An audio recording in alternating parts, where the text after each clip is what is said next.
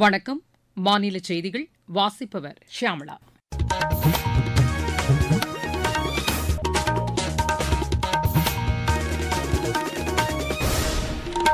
தலைப்புச் செய்திகள்.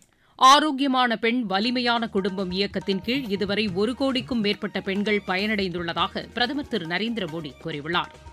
கடல்சார் துறையில் இதுவரை இல்லாத அளவிற்கு 70,000 கோடி ரூபாய் நிதி ஒதுக்கீடு செய்யப்பட்டுள்ளதாக மத்திய அரசு தெரிவித்துள்ளது. விளையாட்டுத்துறையின் வளர்ச்சிக்கு உயர் முன்னுரிமை அளிக்கப்பட்டுள்ளதாக தமிழக அரசு கூறியுள்ளது. வங்கக்கடலில் நிலை கொண்டுள்ள காற்றழுத்த தாழ்வுப் பகுதி தொடர்ந்து வலுவடைந்து வருவதாக வானிலை ஆய்வு மையம் தெரிவித்துள்ளது. உலகக்கோப்பை ஜூனியர் துப்பாக்கிச் சுடும் போட்டியில் இந்தியா இன்று 1 தங்கம் 1 வெள்ளிப் பதக்கம் வென்றது. இனி விரிவான செய்திகள். ஆரோக்கியமான பெண் வலிமையான குடும்பம் இயக்கத்தின் கீழ் இதுவரை 1 கோடிக்கும் மேற்பட்ட பெண்கள் பயனடைந்துள்ளதாக பிரதமர் திரு நரேந்திர மோடி கூறியுள்ளார். பீகார் அரசின் மகளிர் நலனுக்கான திட்டத்தை காணொலி வாயிலாக இன்று தொடங்கி வைத்து அவர் பேசினார். இந்த இயக்கத்தின் கீழ் நடைபெற்ற சிறப்பு மருத்துவ முகாம்கள் மூலம் ரத்த சோகை, புற்றுநோய், நீரிழிவு நோய் உள்ளிட்ட பல்வேறு நோய்களுக்கான பரிசோதனைகள் மேற்கொள்ளப்பட்டதாகவும் அவர் தெரிவித்தார். இந்த இயக்கத்தை மகளிர் அனைவரும் முழுமையாக பயன்படுத்திக் கொள்ள வேண்டும் என்றும் பிரதமர் கேட்டுக் கொண்டார்.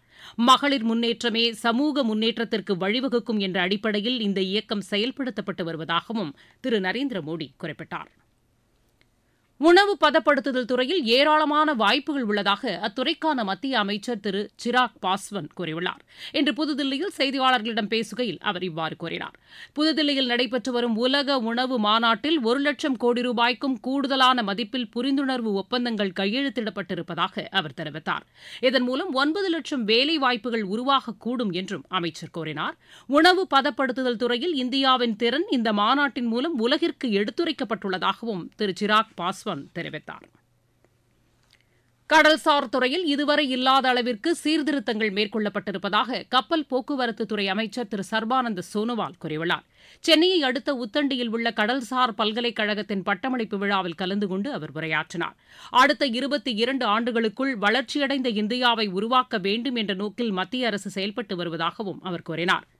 கடல்சார் துறையின் வளர்ச்சிக்காக இதுவரை இல்லாத அளவிற்கு 70,000 கோடி ரூபாய் நிதி ஒதுக்கீடு செய்யப்பட்டுள்ளதாகவும் அமைச்சர் தெரிவித்தார். வளர்ச்சியடைந்த இந்தியாவை உருவாக்குவதில் தொழில்நுட்பம் முக்கிய பங்கு வகிக்கும் என்று மத்திய அறிவியல் தொழில்நுட்பத்துறை இணையமைச்சர் டாக்டர் ஜிதேந்திர சிங் கூறியுள்ளார். இன்று புதுதில்லியில் அறிவியல் மற்றும் தொழில் ஆராய்ச்சி குழுமத்தின் நிறுவன தின நிகழ்ச்சியில் கலந்து கொண்டு அவர் பேசினார். நவீன தகவல் தொடர்பு சாதனங்களை விஞ்ஞானிகள் பயன்படுத்த வேண்டியதன் அவசியத்தையும் அவர் வலியுறுத்தினார். அறிவியல் மற்றும் தொழில் ஆராய்ச்சி குழுமத்தின் விஞ்ஞானிகள் உள்நாட்டு தொழில்நுட்பத்தின் மூலம் நாட்டின் முதலாவது நோய் எதிர்ப்பு மருந்தான நஃபித்ரோமைசினை கடந்த ஆண்டு அறிமுகப்படுத்தியதையும் அமைச்சர் சுட்டிக்காட்டினார். விளையாட்டுத்துறையின் வளர்ச்சிக்கு தமிழக அரசு உயர் முன்னுரிமை அளித்துள்ளதாக துணை முதலமைச்சர் திரு உதயநிதி ஸ்டாலின் கூறியுள்ளார். தேசிய மற்றும் சர்வதேச விளையாட்டுப் போட்டிகளில் பதக்கம் வென்றவர்களுக்கு இன்று சென்னையில் நடைபெற்ற விழாவில் ஊக்கத்தொகைக்கான காசோலைகளை வழங்கி அவர் பேசினார். தமிழகத்தில் திமுக அரசு பொறுப்பேற்ற பின்னர் 4,000க்கும் மேற்பட்ட விளையாட்டு வீரர்களுக்கு 150 கோடி ரூபாய் அளவிற்கு ஊக்கத்தொகை வழங்கப்பட்டிருப்பதாகவும் திரு உதயநிதி ஸ்டாலின் தெரிவித்தார். தமிழகத்தில் சட்டம் ஒழுங்கு சீர்குலைந்துள்ளதாக பிஜேபி மாநில தலைவர் திரு நயினார் நாகேந்திரன் குற்றம் சாட்டியுள்ளார். இந்த நிலையில் செய்தியாளர்களிடம் பேசிய அவர் பள்ளிக்கல்வித்துறையில் 4,000க்கும் மேற்பட்ட காலி பணியிடங்கள் நிரப்பப்படவில்லை என்று கூறினார். கல்வியில் சிறந்த தமிழ்நாடு என்ற நிகழ்ச்சியில் நடிகர்கள் மற்றும் இயக்குநர்களை கலந்து கொள்ள வைத்து திமுக அரசு அதன் மூலம் விளம்பரத்தை தேடுவதாகவும் அவர் குறை கூறினார். வெள்ளை அறிக்கை கேட்டால் வெற்று பேப்பரை மாநில அமைச்சர் திரு ராஜா காட்டுவதை சுட்டிக்காட்டிய அவர் திமுக அரசாங்கமே வெற்று காகிதம்தான் என்றார். தமிழகத்தில் ஆட்சி மாற்றத்தை மக்கள் விரும்புவதாகவும் திரு நயினார் நாகேந்திரன் கூறினார். தமிழகத்தில் ஆட்சி மாற்றத்தை விரும்பும் கட்சிகள் தேசிய ஜனநாயக கூட்டணியில் இணையலாம் என்று தமாக தலைவர் திரு ஜி கே வாசன் கூறியுள்ளார். திருநெல்வேலி அருகே தேவர்குளத்தில் இன்று செய்தியாளர்களிடம் பேசுகையில் அவர் இவ்வாறு கூறினார். மாநிலத்தில் சட்டம் ஒழுங்கு கவலைக்கிடமாக உள்ளது என்றும் திரு ஜி கே வாசன் தெரிவித்தார். நீங்கள் கேட்டுக் கொண்டிருப்பது மாநில செய்தி அறிக்கை.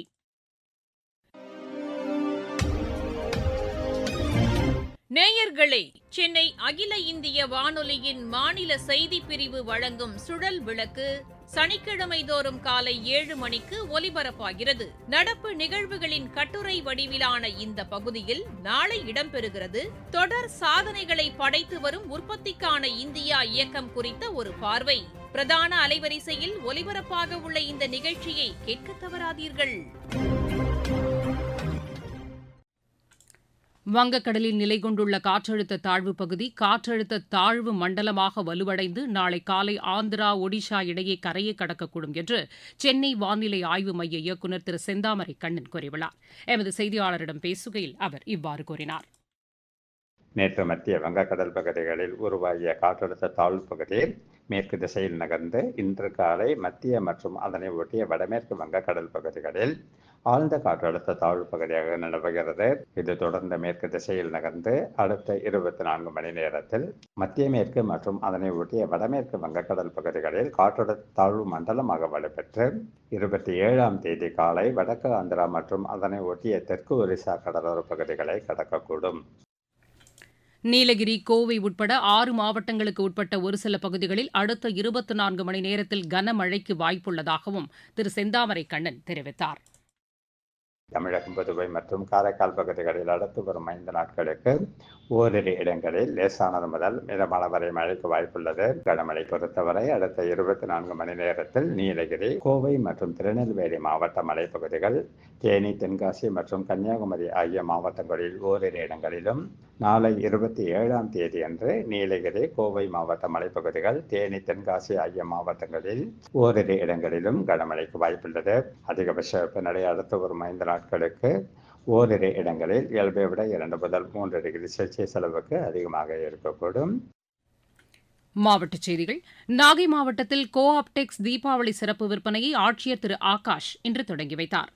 கன்னியாகுமரி மாவட்டத்தின் மலைப்பகுதிகளில் பெய்து வரும் கனமழை காரணமாக காளிகேசம் ஆற்றில் வெள்ளப்பெருக்கு ஏற்பட்டுள்ளது.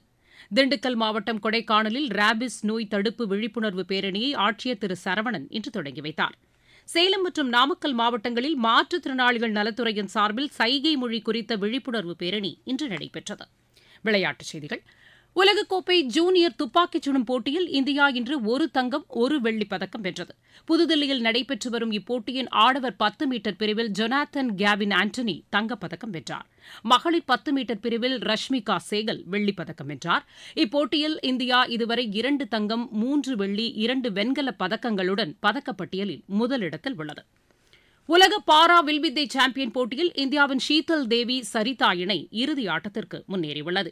தென்கொரியாவின் குவாங்ஜூவில் நடைபெற்று வரும் இப்போட்டியின் மகளிர் இரட்டையர் பிரிவில் இந்த இணை 152க்கு 150 என்ற புள்ளிக்கணக்கில் இங்கிலாந்தின் பாட்டர்சன் பைன்போப் ஸ்ட்ரெட்டன் ஜெசிகா இணையை வென்றது. மாற்றுத்திறனாளிகளுக்கான ஆசிய பசிபிக் பேட்மிண்டன் போட்டியில் இந்தியா 1 தங்கம் 3 வெள்ளிப் பதக்கங்களை வென்றது.